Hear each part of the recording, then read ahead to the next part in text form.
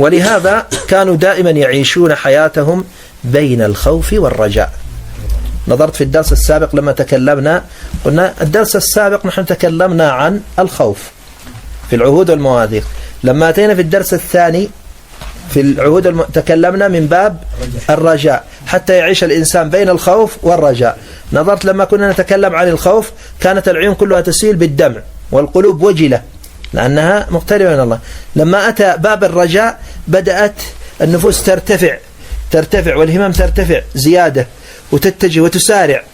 فالرجاء والخوف يجعل الإنسان دائما قريب من الله ويتحمل كل المصاعب التي حوله. ولهذا يقول الله عز وجل عن هؤلاء والذين يؤتون ما آتوا وقلوبهم وجلة أنهم إلى ربهم راجعون. وقلوبهم وجلة أنهم إلى ربهم راجعون. وكانوا يعرفون أن الدنيا بعذابها ونعيمها لا تساوي جناح بعوضة في جنب الآخرة.